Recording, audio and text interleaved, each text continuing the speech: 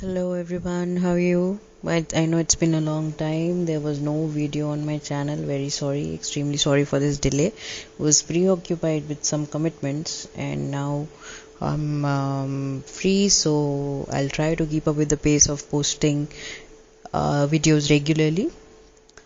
Okay so आज हम लोग बात करेंगे, एक बहुत ही कॉमन फीलिंग है जो यूजुअली लोगों को आ जाती है, मुझे भी आती है.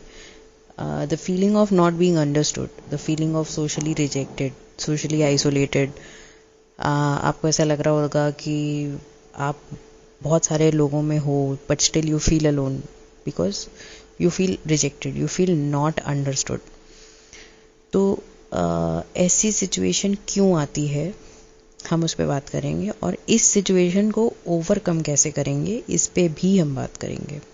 ओके तो in life sometimes we don't feel understood fully. we feel that okay, मतलब हम अपना 110% दे रहे हैं, 150%, इनफैक्ट 200% दे रहे हैं, बट स्टिल ना हमको कोई समझ नहीं रहा.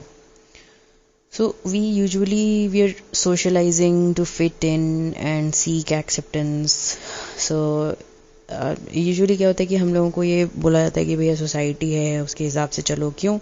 क्योंकि सोसाइटी जिससे कि हमें एक्सेप्ट कर ले. ये एक प्री कंसीव्ड नोशन है, एक हिडन थॉट है कि भाई समाज हमें स्वीकारेगा नहीं अगर हम उसके हिसाब से नहीं अपने खुद को डालेंगे. तो ये जनरली मतलब लोग यही समझाते हैं हम लोग को कि नहीं नहीं, you should go according to, you should adhere to the rules and policies of the society, otherwise you will be rejected. So instead of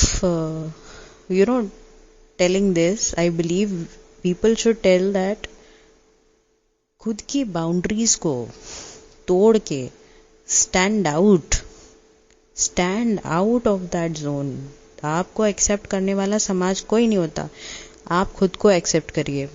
okay तो इस तरह का इनकरेजमेंट यूजुअली नहीं मिलता है because we live in a society. So, why are we taught to live our entire lives for everyone around us? Everyone except ourselves. हमको पूरी life इस तरह से जीने को बाध्य क्यों किया जाता है कि हमें दूसरों के अकॉर्डिंग जीना है, दूसरों को खुश करना है. हम खुद को खुश करने में टाइम क्यों नहीं देते हैं? ओके भाई, अगर सोसाइटी में हम रह रहे हैं तो सोसाइटी का I agree, I mean it's important, perspective is important, but is it important than your own happiness? No, you need to be happy first because you too are a part or an entity of society. Okay, so there is this one simple formula which I would say, flip the script. That is, start living for the person who will always be there and matters to you the most. It's you yourself.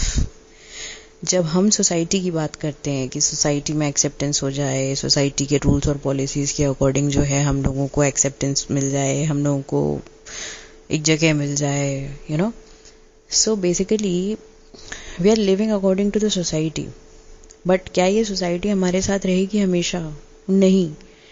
And I will say one punch line here, आप चाहे कुछ भी कर लीजिए, समाज और society आपको कुछ नहीं करोगे तो भी बोलेगा कि कुछ नहीं करते हैं, और कुछ करोगे तो भी बोलेगा कि अरे बताओ ये क्या कर दिया.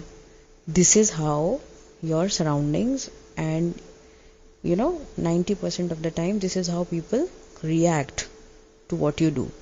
सो the only person who matters to you is your own self. आप खुद को खुश रखिए. दुनिया तो भगवान से भी नाराज है, तो खुद को खुश रखने के लिए हमें खुद के साथ रहना होगा. खुद की नीड्स को, खुद की डिज़ायर्स को, खुद के एम्बिशंस को समझना होगा.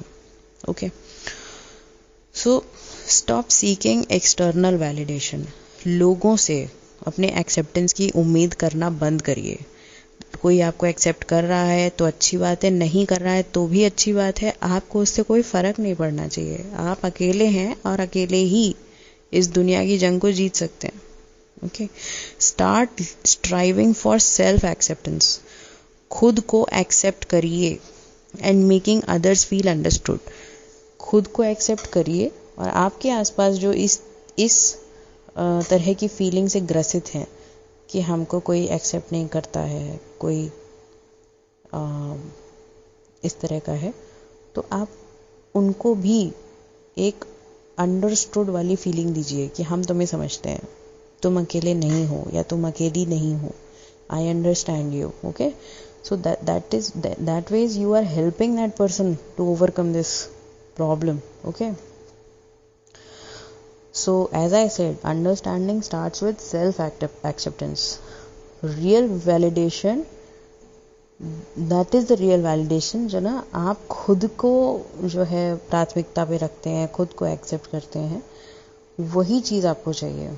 wanting to be liked, accepted.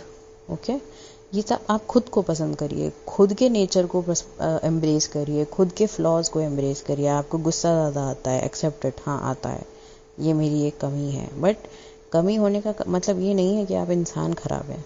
कमी है आपको कोई anything, you know, embrace your flaws.